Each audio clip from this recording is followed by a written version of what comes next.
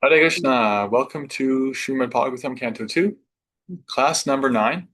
Today we will begin and complete the 8th chapter of the canto entitled Questions by King Parikshit.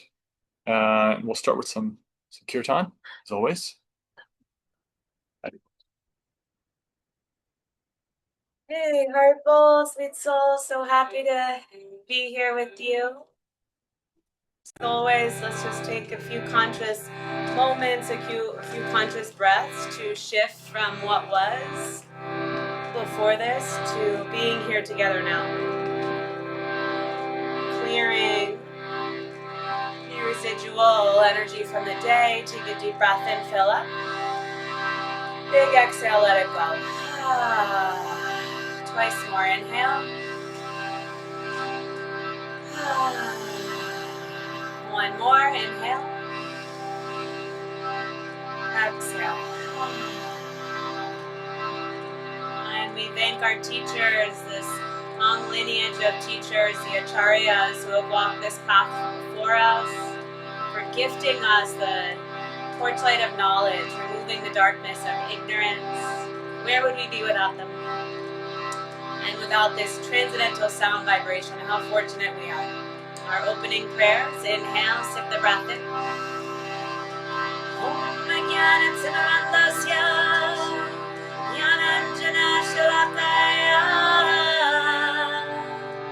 Chakshunmilitam Yena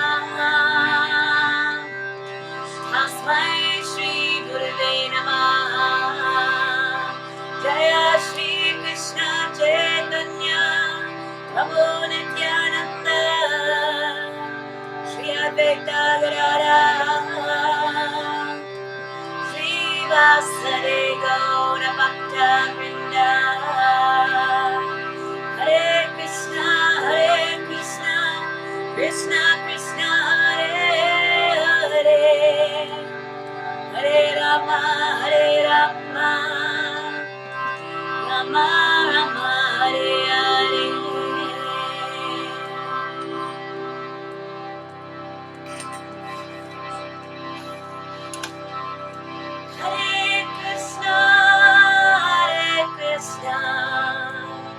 Krishna Krishna, Hare Hare, Hare Rama,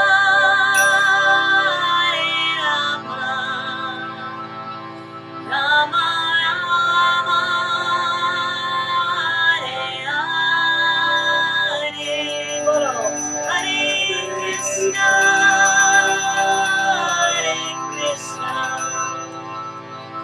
Krishna Krishna, Hare Hare, Hare Rama,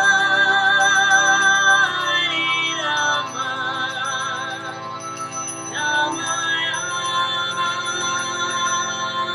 Hare Hare. Hare Krishna, Krishna Krishna, Hare Hare, Hare Rama, Rama Rama, Hare Hare. Bolo, Hare Krishna.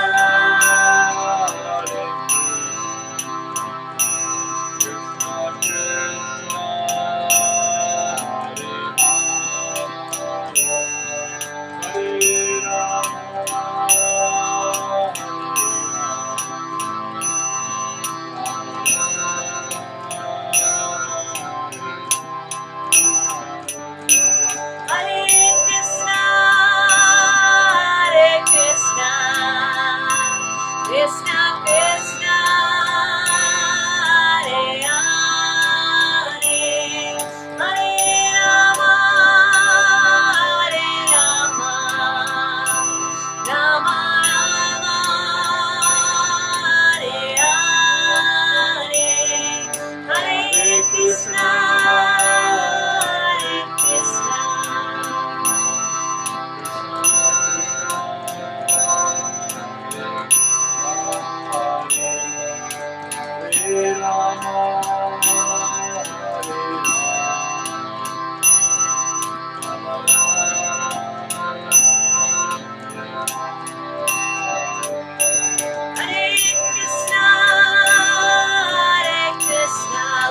together.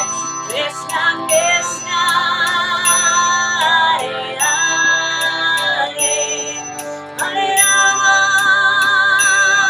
Hare Rama, Rama Rama, Hare Hare. One more. Hare Krishna, Hare Krishna, Krishna Krishna, Hare Hare, Hare Rama, Hare Rama, Rama Rama, Hare Hare, Hare Krishna, Hare Krishna, Krishna Krishna, Hare Hare, Hare Rama, Hare Rama, Rama Rama, Hare Hare. Bolo bolo. Hare Krishna. All your attention, all your focus. Louder, louder. Hare Hare, Hare Rama, Hare Rama, Rama Rama, Hare Rama. One more all together. Hare Krishna, Hare Krishna, Krishna Krishna, Hare Hare, Hare Rama, Hare Rama, Rama Rama, Hare Hare.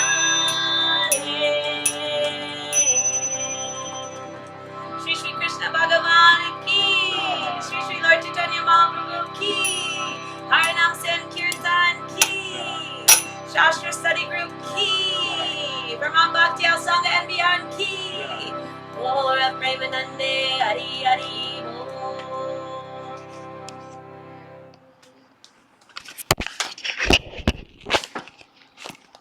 Om Jnanatimirantasya Jnananjana Shrakaya Chakshurunmilitam Yena Tasmai Shri Gurave Namaha Vanchakalpatarubhyascha Kripa Sentubhya Eva Cha Patitanam Bhavanebhyo Vaishnavebhyo Namo Namaha Jaya Shri Krishna Chaitanya Prabhu Nityananda Shri Advaita Gadadhara Shri Vasari Gaura Bhakta Vrinda Hare Krishna, Krishna Krishna, Hare Hare, Hare Rama, Rama Rama, Hare Hare, Hare Krishna.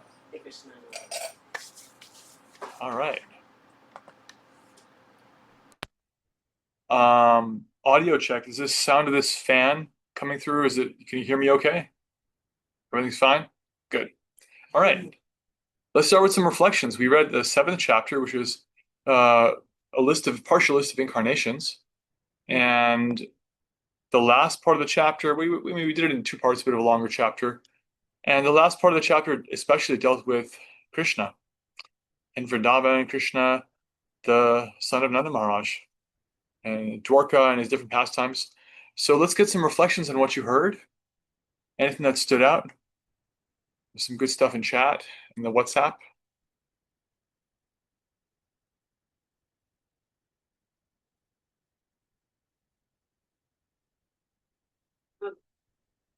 Sure. Yeah. There was some common themes that came through in the notes that I took and Prabhupada spoke about it in the purport to verse 31. With everything becomes spiritualized when dovetailed with Krishna. Yeah. And we were speaking about that. If you said like work for Krishna and you'll never have to hanker for self-realization in your life.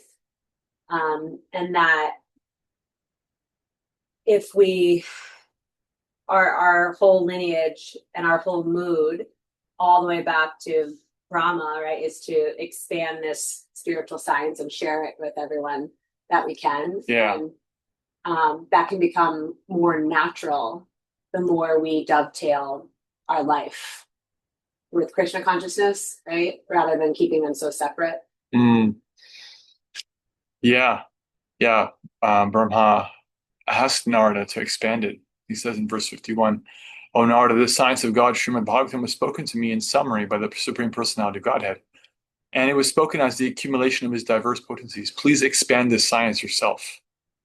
Please describe the science of Godhead with determination in a manner by which it will be quite possible for the human being to develop transcendental devotional service. Yeah. Sharing it and also living our bhakti, which is, we were talking about that too, right? Which is an ongoing practice and conversation. And now we have another offering in the Sangha of living bhakti. So it's anyway, it all really connected. Jai. Thank you.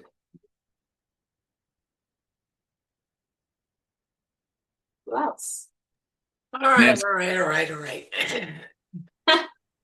See, those pregnant pauses, you know me. Yeah, there's so much information here, in the seventh chapter, and there's great reflections by so many people. Like how lucky are we to be part of this evolution of the bhakti, really. And for me, I just kept on thinking, so much of this, it was not, and I think I talked to Tanya. Chandavani. Tanavani, but I get it, that there weren't any surprise in avatars in any of this chapter. I'd already read about them. This is my second or third time through some of the Srimad Bhagavatam, so it wasn't a surprise. But there's just so much information that it's sometimes, I think that I have to know everything and I have to have it, at my fingertips the way maybe you do, Shamya Prasa. And I'm like, yeah, but that's how many years did you study so intensive?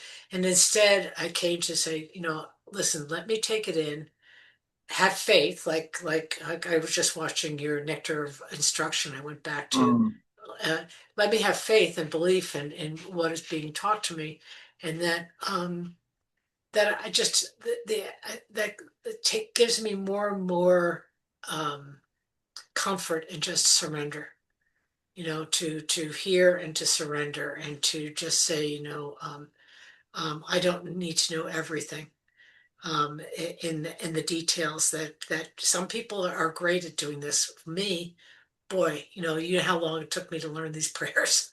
And so it is really, it was a nice realization that, the best thing for me to do is to just keep on surrendering in whatever way I can and don't give up. Just keep on listening and doing what I can and trying to live a life of service and devotion. So, yeah, yeah. wonderful. Thank you for that.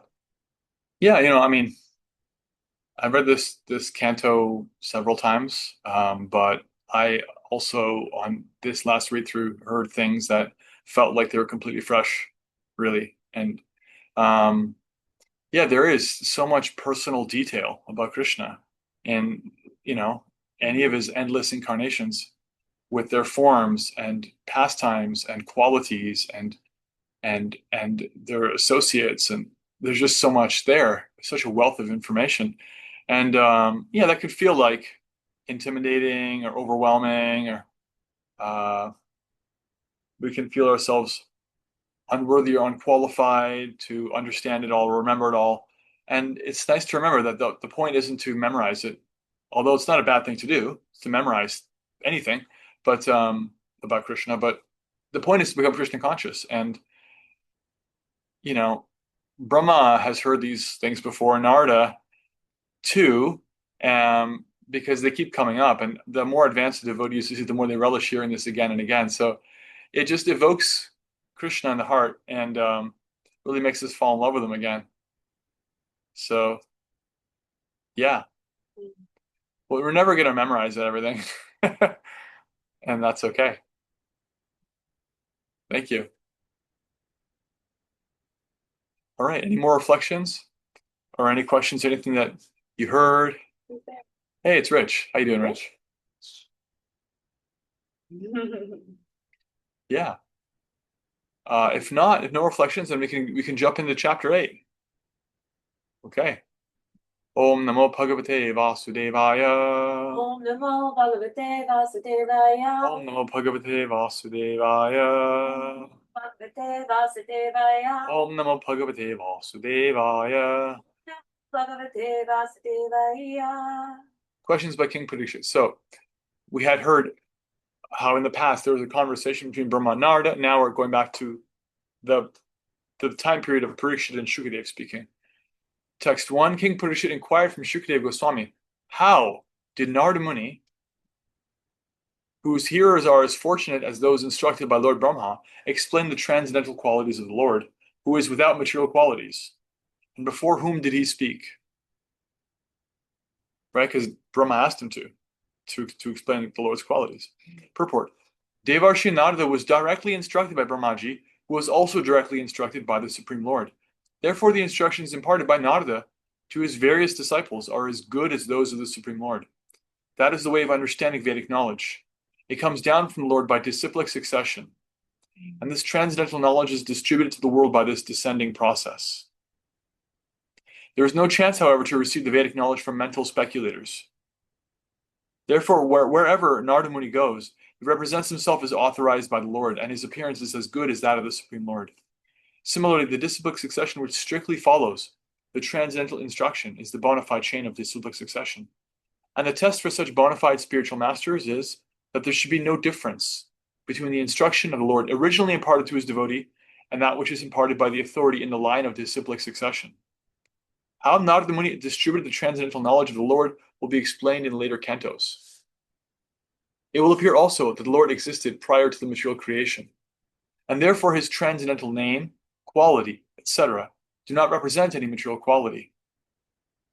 Whenever, therefore, the Lord is described as aguna, or without any quality, it does not mean that he has no quality, but that he has no material qualities, such as the modes of goodness, passion, or ignorance, as the conditioned souls have. He is transcendental to all material conceptions, and thus he is described as aguna. Text 2. The king said, I wish to know, narrations concerning the Lord who possesses wonderful potencies are certainly auspicious for living beings in all planets. Report Srimad Bhagavatam, which is full of narrations of the activities of the Supreme Lord, is auspicious for all living beings, residing in every planet. One who takes it as belonging to a particular sect is certainly mistaken. Srimad Bhagavatam is certainly a very dear scripture for all the devotees of the Lord, but it is auspicious even for the non-devotees also, because it explains that even the non-devotees hovering under the spell of material energy can be delivered from such clutches if they hear the narration of the Srimad Bhagavatam with devotion and attention from the right source, representing the Lord by disciplic succession. And this is why this class is going on, because we've heard and we're trying to share it in the same way, and that's why you all keep coming back. It's just process. It doesn't make any material sense. Why it feels so nourishing, why it purifies the senses, gives one an experience of the divine, all these things. But there it is. Verse 3. O greatly fortunate Shukadev Goswami, please continue narrating Srimad Bhagavatam so that I can place my mind upon the Supreme Soul, Lord Krishna, and being completely freed from material qualities, thus relinquish this body. Report. To be fully engaged in hearing the transcendental narration described in the text of Srimad Bhagavatam means to constantly associate with the Supreme Soul, Sri Krishna. And to constantly associate with the Supreme Lord Krishna means to be liberated from the qualities of matter. Lord Krishna is like the sun, and material contamination is like darkness. As the presence of the sun dissipates darkness, constant engagement in the association of the Lord Sri Krishna frees one from the contamination of the material qualities. Contamination by the material qualities is the cause of repeated birth and death, and liberation from material qualities is transcendence. Maharaj Parikshit was now a realized soul by this secret of liberation through the grace of Srikadeva Goswami. For the latter had informed the king that the highest perfection of life is to be in remembrance of Narayana at the end of life. Maharaj Parikshit was destined to give up his body at the end of 7 days, and thus he decided to continue remembering the Lord by his association with the topics of Srimad Bhagavatam, and thus to quit his body in full consciousness of the presence of the Lord Sri Krishna, the Supreme Soul.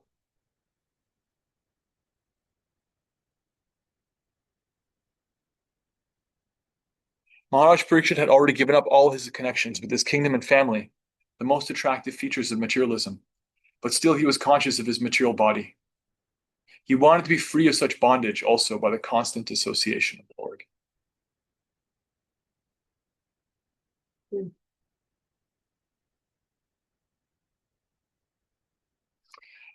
I skipped a couple of paragraphs, but I just want to read one thing I did skip. Prabhupada says here, one should continue such hearing until the end of one's life, so that one can actually have the transcendental association of the Lord and thus be liberated simply by hearing Srimad Bhagavatam. It's not a one-time deal. Always hear. Keep the transcendental vibration going. KTT VG. Yeah, it's the last thing he's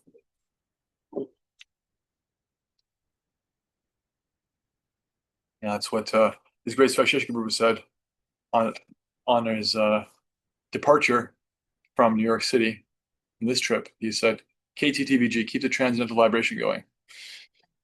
things this idea. Yeah. Verse 4. Persons who hear Srimad Bhagavatam regularly and are always taking the matter very seriously will have the personality of Godhead Sri Krishna manifested in their hearts within a short time. Famous verse. Purport. Cheap devotees or materialistic devotees of the Lord are very much desirous to see the Lord personally without meeting the requisite qualifications. Such third-grade devotees should know well that material attachment and seeing the Lord face to face cannot go together. It is not such a mechanical process that the professional Bhagavatam reciters can do the job on behalf of the third-grade materialistic pseudo-devotee. The professional persons are useless in this connection because they are neither self-realized nor interested in the liberation of their audience. They are simply interested in maintaining the material establishment of family attachment and earning some material benefits out of the profession. Maharaj Parikshit had no more than 7 days to live, but for others, Maharaj Parikshit personally recommends that one hear Srimad Bhagavatam regularly, nityam, always by one's own effort and with serious devotion also. That will help one to see the Lord Sri Krishna manifested in one's heart within no time. The pseudo-devotee, however, is very anxious to see the Lord according to his whims, not making any serious effort to hear Srimad Bhagavatam regularly, and without detachment from material benefit. That is not the way recommended by an authority like Maharaj Parikshit, who heard and benefited by hearing Srimad Bhagavatam. Verse 5. Another famous verse. Pravishtah karnarantrena svanam bhavasaroruham tunoti shamalam krishna salila sigata sharat. The sound incarnation of Lord Krishna, the Supreme Soul, i.e., Srimad Bhagavatam, enters into the heart of a self-realized devotee, sits on the lotus flower of their loving relationship, and thus cleanses the dust of material associations such as lust, anger, and hankering. Thus it acts like autumnal rains upon pools of muddy water. Purport. It is said that a single pure devotee of the Lord can deliver all the fallen souls of the world. Thus one who is actually in the confidence of a pure devotee like Narada or Shukadeva Goswami, and thus is empowered by one's spiritual master, as Narada was by Brahmaji, can not only deliver himself from the clutches of Maya, or illusion, but can deliver the whole world by their pure and empowered devotional strength. The comparison to the autumnal rain that falls on muddy reservoirs of water is very appropriate. During the rainy season, all the waters of the rivers become muddy, but in the month of July-August, the autumn season, when there is a slight rainfall, this is the Indian seasons. There's different kind of progression there, but in the month of July-August, the autumn season, when there is a slight rainfall, the muddy waters of the rivers all over the world become at once clear. By addition of some chemical, a small reservoir of water like that of a metropolitan waterworks tank can be cleared, but by such a tiny effort, it is not possible to clear up all the reservoirs of water like the rivers. A powerful pure devotee of the Lord, however, can deliver not only their personal self, but also many others in their association. In other words, the cleansing of the polluted heart by other methods, like the culture of empiric knowledge or mystic gymnastics, can simply cleanse one's own heart. But devotional service to the Lord is so powerful that it can cleanse the hearts of the people in general by the devotional service of the pure, empowered devotee. A true representative of the Lord like Narada, Shukadeva Goswami, Lord Chaitanya, the 6 Goswamis, and later Srila Bhaktivinoda Thakur and Srimad Bhaktisiddhanta Saraswati Thakur, etc., can deliver all people by their empowered devotional service. By sincere efforts to hear Srimad Bhagavatam, one realizes their constitutional relationship with the Lord in the transcendental humor of servitude, friendship, parental affection, or conjugal love. And by such self-realization, one becomes situated at once in the transcendental loving service of the Lord. Not only were all the pure devotees like Narada self-realized souls, but they were engaged in preaching work automatically by spiritual impetus. And thus they delivered many poor souls entangled in material modes. They became so powerful because they sincerely followed the Bhagavatam principles by regular hearing and worshipping. By such actions, the accumulated material lusts, etc., become cleansed by the personal endeavor of the Lord within the heart. The Lord is always within the heart of the living being, but he becomes manifested by one's devotional service. Purification of the heart by culture of knowledge or mystic yoga may be all right for the time being for an individual person, but it's like the cleansing with small quantity of stagnant water by chemical processes.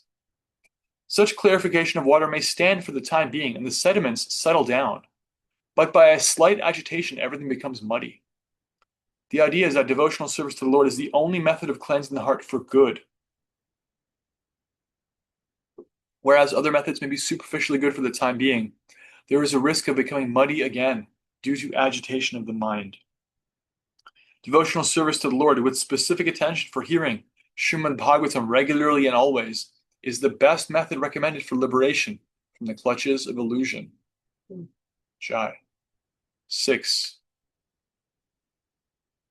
A pure devotee of the Lord whose heart has once been cleansed by the process of devotional service never relinquishes the lotus feet of Lord Krishna, for they fully satisfy them, as a traveler is satisfied at home after a troubled journey. Purport. One who is not a pure devotee of the Supreme Lord Krishna is not completely cleansed in the heart. But a perfectly cleansed person never quits the devotional service of the Lord. In discharging such devotional service, as ordered by Brahmaji to Narada in the preaching of Srimad Bhagavatam, sometimes a representative of the Lord engaged in preaching work meets various so-called difficulties.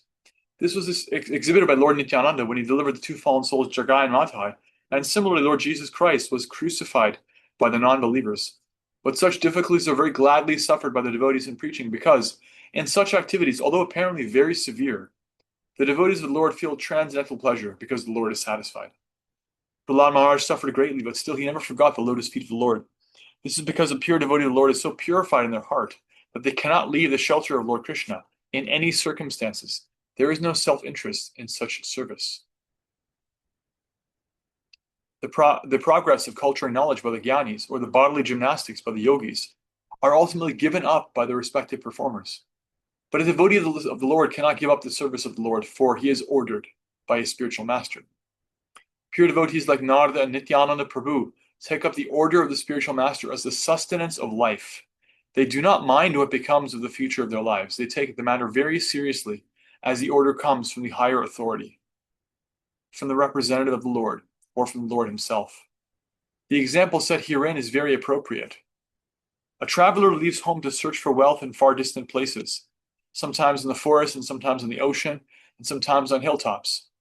Certainly there are many troubles for the traveler when he is in such unknown places, but all such troubles are at once mitigated as soon as the sense of his family affection is remembered. And as soon as he returns home, he forgets all such troubles on his way. A pure devotee of the Lord is exactly in a family tie with the Lord, and therefore he is undeterred in discharging his duty in a full affectionate tie with the Lord. Jai. 7. So now we get some questions from Parikshit, a series of questions. The next 4 verses are on the topic of the difference between the jiva, us, the individual living entity, the atomic part and parcel, dependent aspect of the Lord, and the supreme whole, the independent. 7. O learned Brahmana, the transcendental spirit soul is different from the material body. Do they acquire the body accidentally or by some cause? Will you kindly explain this, for it is known to you? Right? Because if we're not our body, then why do we even have one? You know, Occam's razor. Why would you have a thing be explained with such roundabout detail? Why does a spirit soul have to have a material body at all? Purport. Maharaj Parikshit, being a typical devotee, is not only satisfied by confirming the importance of hearing the Srimad Bhagavatam from the representative of Brahmaji from Vedistic succession, but he's still more anxious to establish the philosophical basis of Srimad Bhagavatam. Srimad Bhagavatam is the science of the Supreme Personality of Godhead, and as such, all questions that may arise in the mind of a serious student must be cleared by the statements of the authority. A person on the path of devotional service may inquire from their spiritual master all about the spiritual position of God and the living beings. From the Bhagavad Gita, as well as from the Srimad Bhagavatam, it is known that qualitatively the Lord and the living beings are one. The living being in the conditioned state of material existence is subjected to many transmigrations by continuous changing of the material body. But what are the causes of the material embodiment of the part and parcel of the Lord? Indirectly, it is confirmed that the Supreme Being, the Lord, makes no such material changes of body. He is spiritually whole, with no difference between his body and his soul, unlike the conditioned soul. The liberated living beings who associate with the Lord in person are also exactly like the Lord. Only the conditioned souls awaiting liberation are subjected to change of bodies. How was the process first begun? In the process of devotional service, the first step is to take shelter of the spiritual master, and then inquire from the spiritual master all about the process. This inquiry is essential for immunity to all kinds of offenses on the path of devotional service. Even if one is fixed in devotional service like Maharaj Parikshit, they must still inquire from the realized spiritual master all about this. In other words, the spiritual master must also be well versed and learned, so that they may be able to answer all these inquiries from the devotees. Thus, one who is not well versed in the authorized scriptures and not able to answer all such relevant inquiries should not pose as a spiritual master for the matter of material gain. It is illegal to become a spiritual master if one is unable to deliver the disciple. 8. Illegal. If the Supreme Personality of Godhead, from whose abdomen the lotus stem sprouted, is possessed of a gigantic body according to his own caliber and measurement, then what is the specific difference between the body of the Lord and those of common living entities?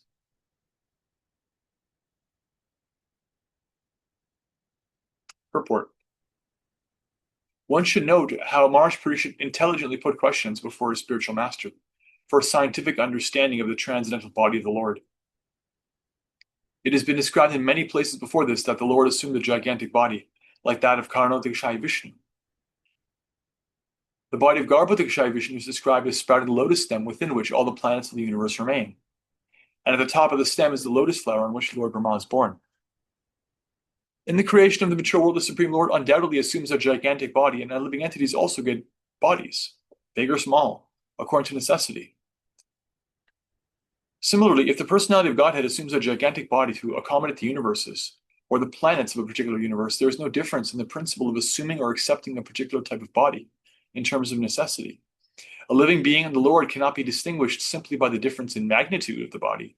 So the answer depends on the specific significance of the body of the Lord, as distinguished from the body of the common living being. 9. Brahma, who is not born of a material source, but of the lotus flower, coming out of the navel abdomen of the Lord, is the creator of all those who are materially born. Of course, by the grace of the Lord, Brahma was able to see the form of the Lord. Purport. The first living creature, Brahma, is called Ajaha, because he did not take his birth from the womb of a mother materially born. He was directly born from the bodily expansion of the lotus flower of the Lord. Thus, it is not readily understandable whether the body of the Lord and that of Brahma are of the same quality or different. This must also be clearly understood. One thing is, however, certain. Brahma was completely dependent on the mercy of the Lord because after his birth, he could create living beings by the Lord's grace only, and he could see the form of the Lord. Whether the form seen by Brahma is of the same quality as that of Brahma is a bewildering question, and Maharaj Parikshit wanted to get clear answers from Srila Shukadeva Goswami. 10. Please also explain the personality of Godhead who lies in every heart as the supersoul and as the Lord of all energies, but is untouched by his external energy. Purport. Undoubtedly, the form of the Lord who was seen by Brahma must be transcendental. Otherwise, how could he simply look upon the creative energy without being touched? It is understood also that the same Purusha lies in the heart of every living entity. This also requires proper explanation. Verse 11. O learned Brahmana, it was formerly explained that all the planets of the universe with their respective governors are situated in the different parts of the gigantic body of the Virat Purusha, the universal form. I have also heard that the different planetary systems are supposed to be in the gigantic body of the Virat Purusha. But what is their actual position? Will you please explain that? Also, please explain the duration of time between creation and annihilation, and that of other subsidiary creations, as well as the nature of time, indicated by the sound of past, present, and future. Also, please explain the duration and measurement of life of the different living beings known as the demigods, the human beings, etc., in different planets of the universe. Purport. Past, present, and future are different features of time. to indicate the duration of life for the universe and all its paraphernalia, including the different living beings in different planets. 13. O purest of the Brahmanas, please also explain the cause of the different durations of time, both short and long, as well as the beginning of time following the course of action. 14. Then again, kindly describe how the proportionate accumulation of the reactions resulting from the different modes of material nature act upon the desiring living being, promoting or degrading them among the different species of life, beginning from the demigods down to the most insignificant creatures. Purport: the actions and reactions of all works in the material modes of nature, either in the minute form or in the gigantic form, are accumulated. And thus the result of such accumulated actions and reactions of karma or work become manifested in the same proportion. How such actions and reactions take place, what the different procedures are, and in what proportion they act are all subject matters of Maharaj Parikshit's inquiries in the great Brahmana Shukadeva Goswami. Life in the higher planets, known as the abodes of the denizens of heaven, is obtained not by the strength of spacecraft, as is now being contemplated by the inexperienced scientists, but by works done in the mode of goodness. Even on the very planet we are now living, there are restrictions upon the entrance of foreigners into a country where the citizens are more prosperous. For example, the American government has many restrictions for the entrance of foreigners from less prosperous countries. Yeah, even during the World Cup. The reason is that the Americans do not wish to share their prosperity with any foreigner who has not qualified themselves as a citizen of America. Similarly, the same mentality is prevailing in every other planet where there are more intelligent living beings residing. The higher planetary living conditions are all in the mode of goodness. And anyone desiring to enter the higher planets like the Moon, Sun, and Venus must qualify thoroughly by activity in complete goodness. Maharaj Parikshit's inquiries are on the basis of proportionate actions of goodness which qualify one in this planet to be promoted to the highest regions of the universe. Even on this planet of our particular present residence, one cannot achieve a good position within the social order without being qualified with proportionate good work. One cannot forcibly sit on the chair of a high court judge without being qualified for the post. Similarly, one cannot enter into the higher planetary systems without being qualified by good works in this life. Persons addicted to the habits of passion and ignorance have no chance of entering the higher planetary systems simply by an electronic mechanism. According to the statement of the Bhagavad Gita 9.25, persons trying to qualify themselves for promotion to the higher heavenly planets can go there. Similarly, persons trying for the Pitrulokas can go there. Similarly, persons trying to improve the conditions on this earth can also do that. And persons who are engaged in going back home, back to Godhead, can achieve that result. The various actions and reactions of work in the mode of goodness are generally known as pious work with devotional service, culture of knowledge with devotional service, mystic powers with devotional service, and at last, devotional service unmixed with any other varieties of goodness.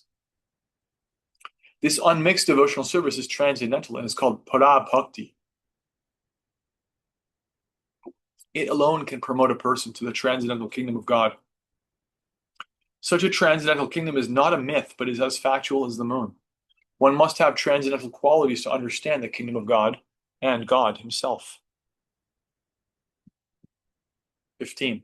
O best of the Brahmanas, please also describe how the creation of the globes throughout the universe, the four directions of the heavens, the sky, the planets, the stars, the mountains, the rivers, the seas, and the islands, as well as their different kinds of inhabitants, take place.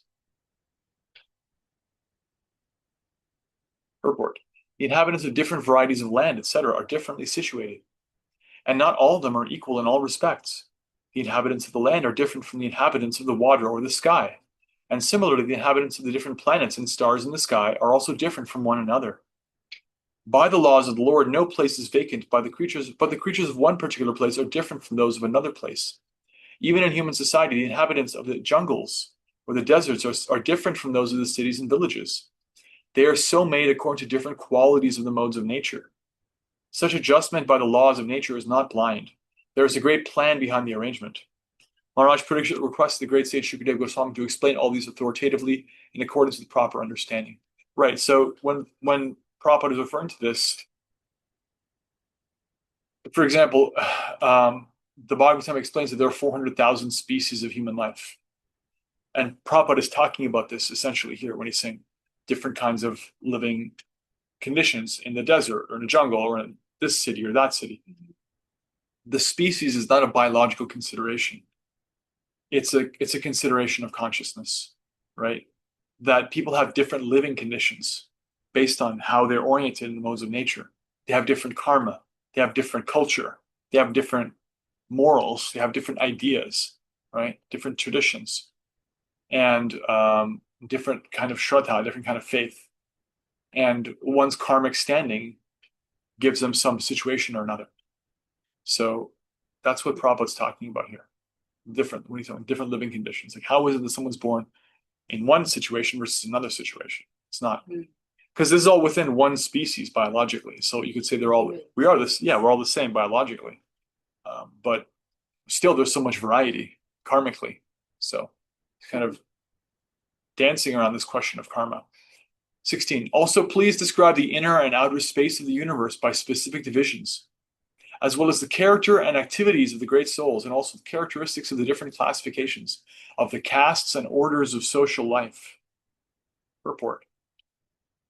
Maharaj Parikshit is a typical devotee of Lord Krishna, and as such, he is anxious to know the complete significance of the creation of the Lord. He wants to know the inner and outer space of the universal form. It is quite fitting for the real searcher of knowledge to know all about this.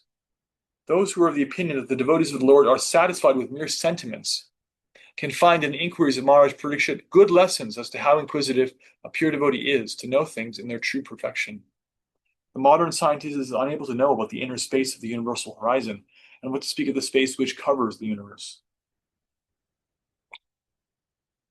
Maharaj Parikshit is not satisfied with only material knowledge. He is inquisitive about the character and activities of the great souls, the devotees of the Lord. The glories of the Lord and the glories of his devotees combined together comprise the complete knowledge of Srimad Bhagavatam. Lord Krishna showed his mother the complete universal creation within his mouth, and while she, completely charmed by her son, wanted to look inside the mouth of the Lord, just to see how much earth the child had eaten. By the grace of the Lord, the devotees are able to see everything in the universe within the mouth of the Lord. The very idea of the scientific divisions of 4 classes of human society and 4 orders of life is also inquired about herewith on the basis of individual personal quality. The 4 divisions are exactly like the 4 divisions of one's personal body. The parts and parcels of the body are non-different from the body, but by themselves they are only parts. That is the significance of the whole scientific system of 4 castes and 4 social orders. The value of such scientific divisions of human society can be ascertained only in terms of the proportionate development of devotional service to the Lord. Any person employed in government service, including the president, is a part and parcel of the entire government. Everyone is a government servant, but no one is the government himself. That is the position of all living entities in the government of the Supreme Lord. No one can artificially claim the supreme position of the Lord, but everyone is meant to serve the purpose of the supreme whole. Verse 17. Please explain all the different ages and the duration of the creation, and also the duration of such ages. Also tell me about the different activities of the different incarnations of the Lord in different ages. Purport. Lord Krishna is the original personality of Godhead, and all the incarnations of the Supreme Lord, although non-different from him, are emanations from the Supreme. Maharaj Parikshit inquired from the great and learned sage Shukadeva Goswami about the different activities of such incarnations, so that the incarnation of the Lord might be confirmed by his activities in the authoritative scriptures. Maharaj Parikshit was not to be carried away by the sentiments of the common man to accept an incarnation of the Lord very cheaply. Instead, he wished to accept the incarnation of the Lord by symptoms mentioned in the Vedic literatures and confirmed by an acharya like Shukadeva Goswami. The Lord descends by his internal energy without any obligation to the laws of material nature, and thus his activities are also uncommon. The specific activities of the Lord are mentioned, and one should know that the activities of the Lord and the Lord himself are identical due to being on the absolute plane. Thus, to hear the activities of the Lord means to associate with the Lord directly. I'm going to read that again. The specific activities of the Lord are mentioned, and one should know that the activities of the Lord and the Lord himself are identical due to being on the absolute plane. Thus, to hear the activities of the Lord means to associate with the Lord directly, and by association with the Lord directly, means purification from material contamination. We have already discussed this point in the previous volume. 18. Please also explain what may generally be the common religious affiliations of human society, as well as their specific occupational duties in religion, the classification of the social orders, as well as the administrative royal orders, and the religious principles for one who may be in distress. Report. The common religion of all classes of human beings, regardless of whosoever and whatsoever one may be, is devotional service. Even the animals may be included in devotional service to the Lord, and the best example is set by Sri Vajrangaji or Hanuman, the great devotee of Lord Sri Rama. As we've already discussed, even the Aborigines and cannibals can also be engaged in the devotional service of the Lord if they happen to be under the guidance of a genuine devotee of the Lord. In the Skanda Purana, there is a narration that a hunter in the jungle became the most enlightened devotee of the Lord by the guidance of Sri Narada Muni. Therefore, devotional service to the Lord can be equally shared by every living being. Religious affiliation in terms of different countries and cultural circumstances is obviously not the common religion of the human being. Rather, the basic principle is devotional service. Even if a particular type of religious principle does not recognize the supremacy of the Supreme Personality of Godhead, the followers still have to obey the disciplinary principles laid down by a particular leader. Such a leader of a religious sect is never the supreme leader, because such a circumstantial leader comes to the position of leadership after undergoing some penance. The Supreme Personality of Godhead does not, however, require to be under disciplinary action to become leader, as we see in the activities of the Lord Krishna. The occupational duties of the castes and the orders of society, following the principles of livelihood, also depend on the principle of devotional service. In the Bhagavad Gita, it is stated that a person can achieve the highest perfection of life simply by awarding the results of their occupational duty unto the devotional service of the Lord. People following the principles of devotional service to the Lord can never be put into difficulty, and thus there cannot be any question of apadharma, or religion in distress. As will be explained in this book by the greatest authority, Srila Shukadeva Goswami, there is no religion save and except the devotional service of the Lord, though this may be presented in different forms. 19.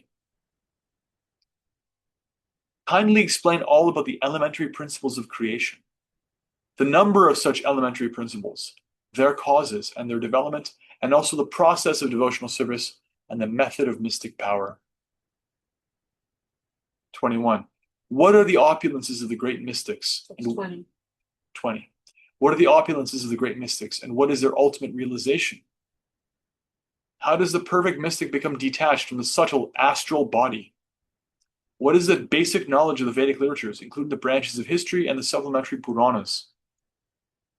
Report. The Yogeshwara, the master of all mystic powers, can exhibit 8 kinds of wonders of perfection by becoming smaller than the atom or lighter than the feather, getting anything and everything they desire, going anywhere and everywhere they like, creating even a planet in the sky, etc.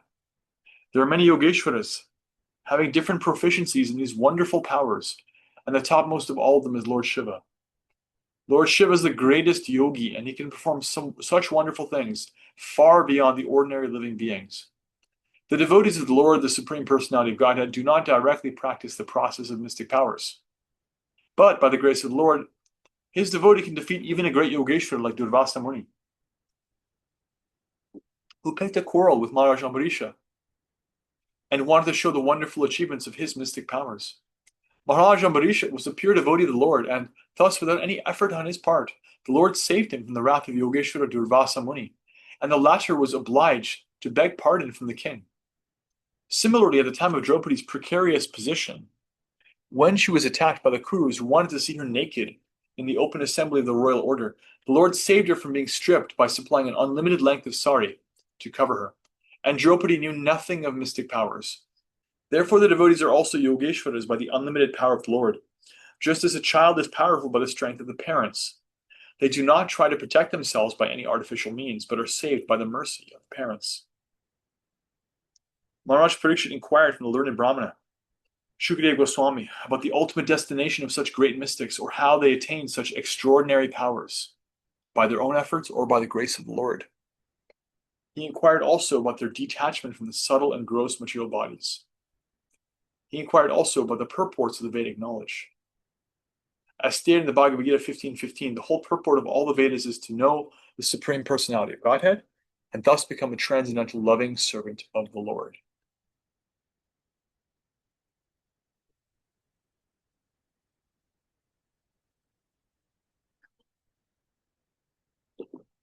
21.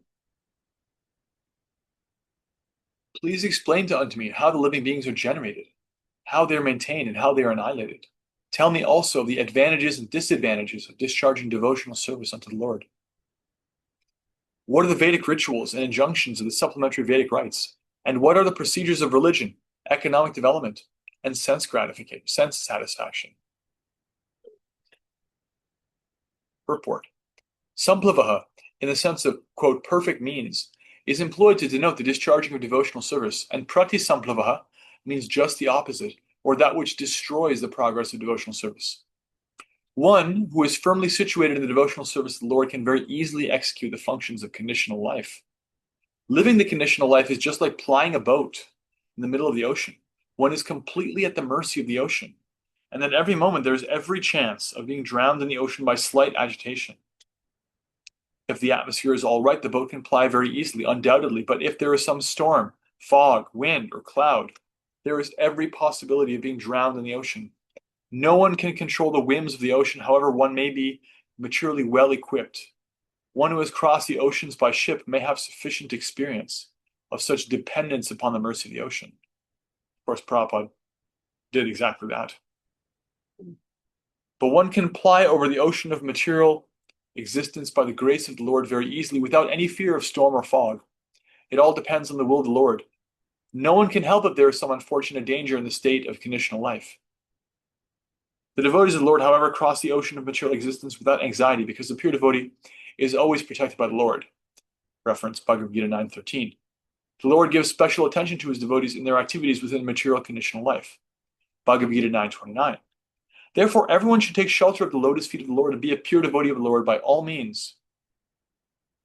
One should know, therefore, from the expert spiritual master the advantages and disadvantages of discharging devotional service, just as Maharaj Parikshit asked his spiritual master, Sri Shukadeva Goswami. According to Bhakti Rasamrita Sindhu, the science of devotional service, one should not eat more than what they require to maintain body and soul together. Vegetable diets and milk are sufficient for maintenance of the human body, and therefore one has no need to eat anything more to satisfy the palate. One should also not accumulate money to become puffed up in the material world. One should earn their livelihood easily and honestly, for it is better to become a coolie for an honest livelihood than to become a great man in society by hook and crook. There is no harm if one becomes the richest person in the world by honest dealings, but one should not sacrifice the honest means of livelihood simply to accumulate wealth. Such an endeavor is harmful to devotional service. One should not talk nonsense. A devotee's business is to earn the favor of the Lord. Therefore, a devotee should always glorify the Lord in his wonderful creations. A devotee should not decry the creation of the Lord, defying him by saying that he has created a false world. The world is not false. Factually, we have to take so many things from the world for our maintenance, so how can we say that the world is false? Similarly, how can one think of the Lord as being without form? How can one become formless and at the same time have all intelligence and consciousness, direct and indirect? So there are many things for a pure devotee to learn, and they should learn them perfectly from a bona fide personality like Shukadeva Goswami. The favorable conditions for discharging devotional service are, and this is really from the Nectar of Instruction that Prabhupada's paraphrasing, that one should be very enthusiastic in serving the Lord. The Lord in his form of Sri Chaitanya Mahaprabhu wanted the cult of devotional service to the Lord to be preached all over the world, in every nook and corner, and therefore a pure devotee's duty is to discharge this order as far as possible. Every devotee should be very enthusiastic, not only in performing their daily rituals of devotional service, but in trying to preach the cult peacefully by following in the footsteps of Lord Chaitanya. If they are not superficially successful in such an attempt, they should not be deterred from the discharge of their duty. Success or failure has no meaning for a pure devotee because they are a soldier in the field.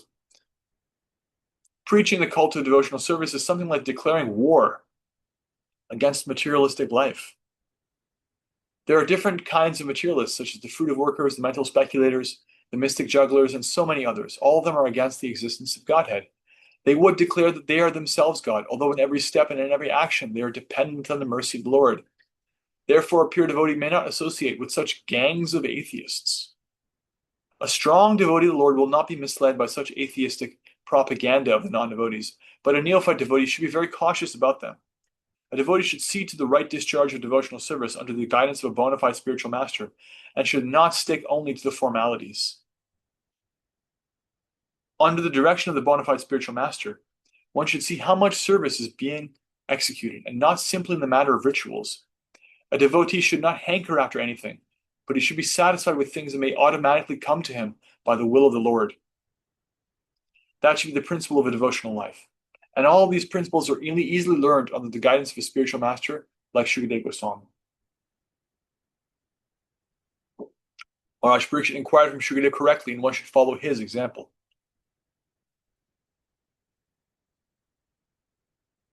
Verse 22. Please also explain how, merged in the body of the Lord, living beings are created and how the infidels appear in the world. Also, please explain how the unconditioned living entities exist.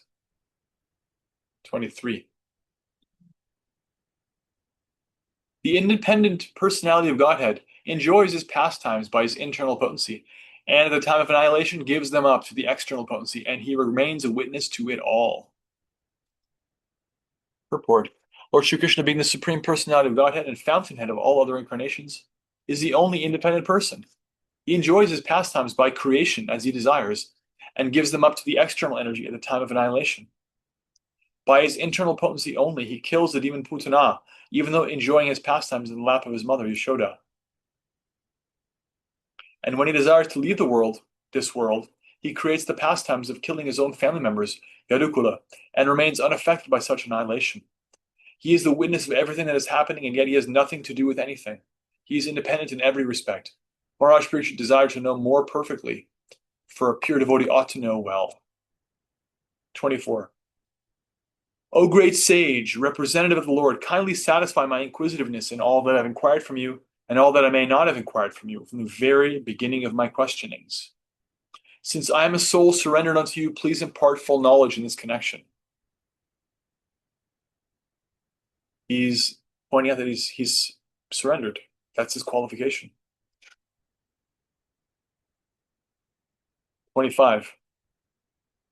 O great sage, you are as good as Brahma, the original living being. Others follow custom only, as followed by the previous philosophical speculators.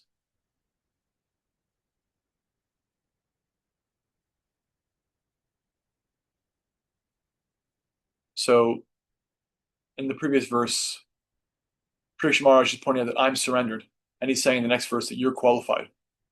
It's a perfect match of student to teacher. You're qualified to teach, I'm surrendered to receive, so please answer these questions. 26.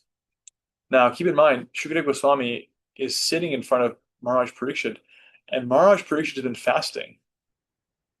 So he says here, O learned Brahmana, because of my drinking the nectar of the message of the infallible personality of Godhead, which is flowing down from the ocean of your speeches, I do not feel any sort of exhaustion due to my fasting.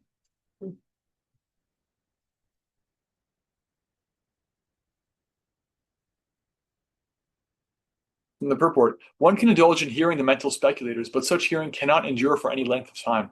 One will be exhausted very soon by hearing such hackneyed ways of thinking, and no one in the world can be satisfied simply by such hearing such useless speculations. The message of the Lord, especially from a personality like Shukadeva Goswami, can never be tiring, even though one may be exhausted from other causes. 27. Suta Goswami said, thus, Shukadeva Goswami, being invited by Maharaj Parikshit to speak on topics of the Lord Sri Krishna with the devotees, was very much pleased. 28. He began to reply to the inquiries of Maharaj Parikshit by saying that the science of the personality of Godhead was spoken first by the Lord himself to Brahma when he was first born. Srimad Bhagavatam is a supplementary Vedic literature, and it is just in pursuance of the Vedas.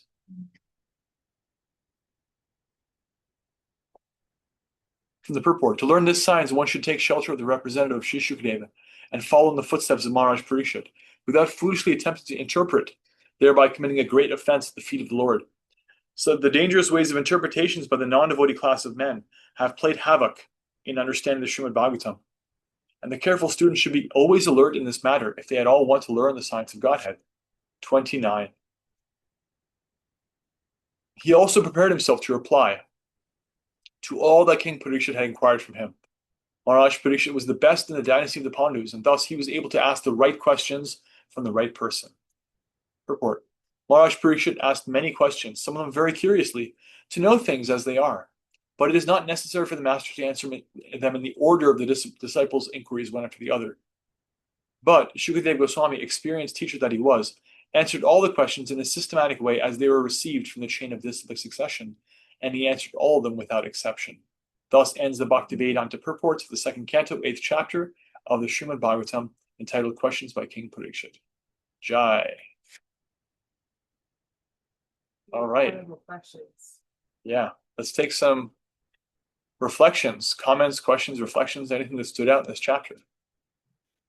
What did you hear? So well, thank you for this. This is fabulous. When you were reading all the questions, I was reminded of like the 2-year-olds that are asking, but why, but why, but why, and constantly asking questions. And it just kind of brought to mind that, you know, humbly realizing that we don't know anything about Krishna, and then, you know, humbly asking all these questions is a form of devotion and how we learn and how we get closer. Yeah, So it seemed like an example of the subject matter in Krishna. yeah. In the Sri Chaitanya Charitamrita, Sri Krishnadas Kaviraj Goswami writes that Siddhanta boliye chite na karo alash, iha hoite Krishna lage shudrit manash. One should not be lazy in discussing the conclusions of the scriptures, because by such inquiry and discussion, one's faith and confidence in Krishna becomes more and more firm. It's actually a function of devotional service to inquire respectfully and hear. We see Parikshit is demonstrating this over and over and over again in Bhagavatam, as does Arjuna in Bhagavad Gita. And so it's, I mean, I found it really refreshing. I love that. I love that there is no fear of questions at all, right? Like, what a weak position to be where, like, and somebody asks you a question, you're like, yeah, don't ask that. It's like, that's not what our whole philosophy is based on conversations and honest sharing and expression of doubt, you know. Respectful expression of doubt is also a function of the intelligence and is necessary for advancement in devotional service. I mean, in a way, you can consider that Parikshit's questions are kinds of doubt. In fact, he asks them in some ways, in some parts of the Bhagavatam, he says, I have a doubt. Literally, he'll say that. Arjuna says it several places, like, I don't understand. This doesn't make sense to me. How is this possible? So the point is the surrender is there, right? It's not that the student tries to become the teacher, right? And hijack the conversation, but they ask all these honest questions, and because of that, the free flow of the mercy of the spiritual master comes in the form of this giving them what they've received without any adulteration. So thanks for that. One of the first things that we noted in getting to speak about Tandavani at our initiation was that she's inquisitive. Yeah, that we did. She has that quality. It's a very good quality to have. That vidya pranipatena, Bhagavad Gita 434, you should inquire submissively from the spiritual master, render service, and surrender. Mhm. So those are instructions from Krishna how to actually make advancement. All right, more reflections, comments. What stood out? I had a question about, there's so many different versions, not so much of the Srimad Bhagavatam, but let's say the Bhagavad Gita, Ranker Prime and Eshwaran and etc. In this lineage, is it sort of frowned upon to explore those? Is it preferable just to stick with as it is because it's coming down through the disciplic succession and that keeps on coming up, that really has to be an authoritative view. But there's, I have read some of these and I certainly do go and hold my as it is as being the sort of the source. But I just was wondering about that. Because it's sort of Yeah, it can be sort of speculation in a sense. If it's yeah. it The can thing go is, beyond some of the stuff. Yeah. It's difficult to judge for oneself, like where someone's coming from. I recommend that somebody who's serious about understanding a text like Bhagavad Gita inquire from someone who's more experienced with the text. Yeah. Um, because the Bhagavad Gita is the most famous text out of India. Full stop. It just is. Most famous writing out of the Indian subcontinent, possibly of all of Asia, you know? And as such, it's quite in vogue to write commentaries on it. It's been in vogue since the 1700s when German and English archaeologists and historians realized what they were dealing with and the fountainhead of wisdom. And, Gandhi wrote something about the Bhagavad Gita and he saw through the lens of political, you know, the political context of imperial, the British Raj in India, and this, that, the other. And there's just so many angles you can spin on it. I can tell you my experience. I've read from a variety of translations of Bhagavad Gita, both before and after coming in touch with the Bhagavad Gita as it is.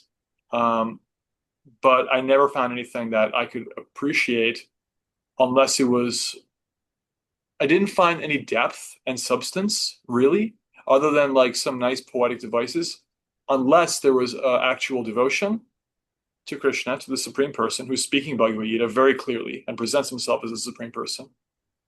And to the extent that there was a strong attitude of service and a connection to living parampara, disciplic succession. I find that the translations of and commentaries of devotees are most useful. I really do. And I would also say they're the most intellectually honest. Um, and I would go to bat for that on that point of view for anybody who wants to kind of like talk Bhagavad Gita and get to the nitty gritty of it. Like I just don't see it anywhere else.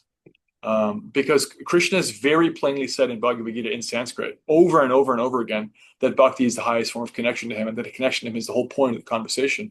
So by extension with that, one would have to understand that the person most qualified to understand Krishna's desires and the conversation itself must be a devotee, speaking only out of devotion. So those are really the qualifications. And Prabhupada is saying that again and again and again. Otherwise, I don't think it's harming glancing at them, but you should do so with skepticism. Yeah, I did that because I took a class at Oxford University, the Center for Hindu Studies, and there wasn't the lens of devotion in the same way. And I felt, and I had already studied the Bhagavad Gita as it is, and I was Right. just sort of like left a little bit. It was brittle. It Yeah. didn't have the passion of that. But then there's so much other literature out there that I see, and I'm like, how do I know whether this person is a true devotee that's written this, not the Bhagavad Gita, because putting that aside, but other things like the Venu Gita or the Gita, the Venu, some of these other things that I've come across. I'm like, should I be, you know, uh, uh, doing some research into their qualifications before I Yeah, start to? you're totally allowed to do that. I think well, I would recommend not having to reinvent the wheel. Check with those who know more. So you can ask Kishore and I any specific questions Okay. you want. I mean, Okay. I just really get to specialize in being like all about Shastra, getting to know the translators, commentators, devotees in our movement, some of the devotees in other sampradayas, Vaishnava sampradayas, our history. I'm not a perfect authority, but if I don't have an Yeah. answer for you, probably I can put in context to some degree whether it's worth looking into something right now, Right. or I can put you in touch with someone else who can answer that question directly. Yeah, So yeah, let me no, know. it's just all of a sudden I run across a lot of here's the real backstory behind this, and here's another book that goes into some detail of some esoteric pastime, and I'm like, Yeah, well, is you'll that find that. made up, or is this really is this come from the six Goswamis so that I know that it's really in the right lineage, or is this Very like much worth some asking that question. fantasy? Yeah, it's Yeah, very much worth it because there's a good amount of attention to be grabbed and money to be made trying to corner the market on spiritual realization. You'll yeah, always find, I'll tell you this, anybody who's listening, you will always find somebody in a corner of the spiritual marketplace raising their hand and saying, "Come over here. I've got the real thing. Over there, They're all giving you junk. Just like a merchant will try and hawk their wares. Like, I've got the real thing. You try the rest, I come to the best. So there's that. And there are also, like, for example, the BBT, the Bhaktivedanta Book Trust, which has objectively the greatest, highest standard of editorial quality in their publications, is just now, after several years of careful study, releasing the Bhakti Rasamrita Sindhu, the source text for Nectar Devotion. Right? Prabhupada gave us Nectar Devotion because it's a very important text. It's his condensation of the Bhakti Rasamrita Sindhu. The Bhakti Rasamrita Sindhu is hundreds of verses long, with a commentary by Rupa Goswami and a following commentary by Jiva Goswami, his nephew. And the Vishwanath gives another commentary, I think. All of that is being given by the Bhaktivedanta Book Trust. It's taken them years to do it up to their qualifications, up to what they consider to be appropriate, that they can actually stand up to Prabhupada and say, this is as good as anything you gave us, editorially. I fully recommend that. It is not going to be the first Bhakti Rasamrita Sindhu on the market. I know which other ones are around. I know which ones are better, but it's going to be the best. I know that because I know who's involved with it and the standards. So, it depends what you want. If you want to go back to Godhead, that's one thing. If you want to have some little spiritual candy experience, having a little spiritual buffet, that's always going to be there. So having the difference or knowing the difference is not always within our power to ascertain. Check with someone who has more knowledge and experience because, there's always a little bit of this and that. Thank you so much. To clarify one thing, Ranchar Pradhan, who wrote Talk Between the Soul and God, like he is a devotee. Yeah, it's a disciple of Prabhupada. That's a disciple of Prabhupada. So like Right. That's a great. It's not totally a bona fide. replacement of the Bhagavad Gita as it is, but it's like it's a simpler presentation. Yeah, his purpose in presenting that version of Bhagavad Gita was not to change anything, but to make it more accessible. Yeah. The Bhagavad Gita as it is quite complete. It's very complete. At the same time, it can be a little intimidating for some people. So Rancho Prabhu really tried to help people to like have the Bhagavad Gita be accessible for those who are like, I think this is cool and interesting, and I'm also not ready to read a book that's 700 pages long yet. Yeah. I just want to have a sense of what's going on. And so if you read it, you will want to read more. Yeah. You'll want to read the Bhagavad Gita as it is. Yeah, And I have read it, and I didn't mean to imply that it wasn't an Yeah. author. Just saying for those I just who was are giving an example. For Yeah, those yeah. that didn't know, I know you know that, Nancy, but for Yeah, anyone yeah. there that didn't know. Right. There are other devotees who I do love the same that thing. book. I So love that book.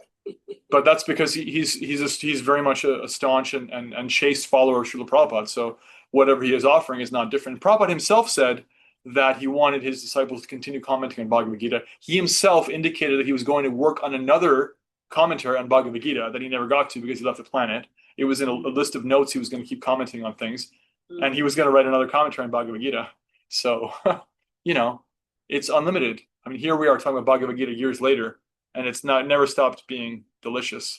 But that's because we're trying to follow properly without speculation. And yeah, thank you. Good question. All right. So for this week, read chapter 8, questions by Maharaj Parikshit, and then we'll dive into chapter 9. Chapter 9 is a long chapter. We'll do it in 2 parts. Very important verses. Chapter 9. There's just like in chapter 10 of Bhagavad Gita, we have the chapter Shloki Bhagavad Gita, the 4 seed verses of the Bhagavad Gita. The 4 seed verses of the Bhagavatam are in chapter 9 of the 2nd canto. They're extremely technical, very deep, and acharyas have written like long purports on them. Prabhupada's purports are fairly long. He gives purports on them again in the Chaitanya Charitamrita. I'll read them word for word because they're very important. So it'll take a while to get through the chapter. And then we'll have chapter 10, which is kind of short, I think. And then we'll maybe have some time to wrap up. Okay. Srila Prabhupada ki jai, Srimad Bhagavatam ki jai. Hare Krishna. So please comment in the WhatsApp. Please read chapter 8. And we'll see you next week. Hare Krishna, Krishna Krishna, Hare Hare. Hare Ram, Ram Ram, Hare Hare. Thanks, everyone. Good night. Special shout out to Tandavani Devi, the newest member of the Gaudiya Madhva Sampradaya, of which Lord Brahma is a member. So Hare Krishna. he's your great. Thank you. Great. It's great. He's very great. He's great, by the way. Narada as well. Yeah. They're Hare family. Krishna. Hare Yeah, Krishna. thank you so Hare much. Krishna. Thank you. Eileen,